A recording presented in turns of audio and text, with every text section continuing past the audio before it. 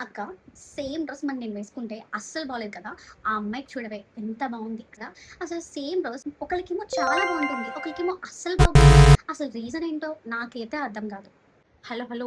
Reason ఏంటో నేను చెప్తాను. ఈ రీల్‌ని సేవ్ చేసుకోండి. సేమ్ డ్రెస్ డిఫరెంట్ పీపుల్ మీద డిఫరెంట్‌గా కనిపిస్తుంది. అది కంప్లీట్‌లీ నార్మల్. యాక్చువల్లీ డ్రెస్‌లో ప్రాబ్లమ్ కాదు. మీరు చేసే ఈ 5 మిస్టేక్స్ వల్ల మీకలా అనిపిస్తుంది.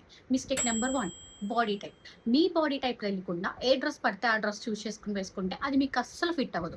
ప్రతి డ్రెస్ కూడా ఒక పర్టిక్యులర్ బాడీ టైప్‌కి డిజైన్ చేస్తారు. సో, మీ బాడీ టైప్ బట్టి మీ డ్రెసెస్‌ని సెలెక్ట్ చేసుకోండి. ఈ డ్రెసెస్ ట్రై చేయండి. అండ్ సెకండ్ మిస్టేక్ వచ్చేసి హైట్ అండ్ ప్రపోర్షన్.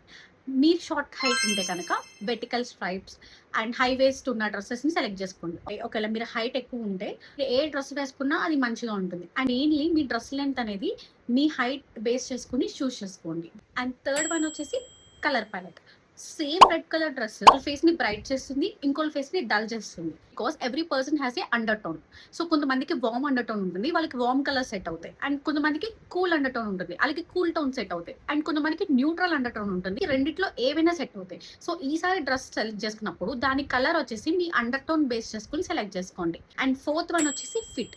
మీరు ఎంత కాస్ట్లీ డ్రెస్ కొనుక్కున్నా డ్రెస్ ఫిట్టింగ్ మీకు కరెక్ట్ గా లేకపోతే అస్సలు బ్యూటిఫుల్ గా కనిపించదు. లాస్ట్ అండ్ ఫైనల్ వచ్చేసి స్టైలింగ్. మీరు చూస్ చేసుకునే hairstyle, footwear, makeup, jewellery, bag బట్టి కూడా మీ లుక్ కంప్లీట్ గా చేంజ్ అయిపోతుంది. బేస్డ్ ఆన్ యువర్ డ్రెస్ మీరు ఇవన్నీ సెలెక్ట్ చేసుకుని స్టైల్ చేసుకుంటే మీకు కూడా ఆ డ్రెస్ కరెక్ట్గా సెట్ అవుతుంది.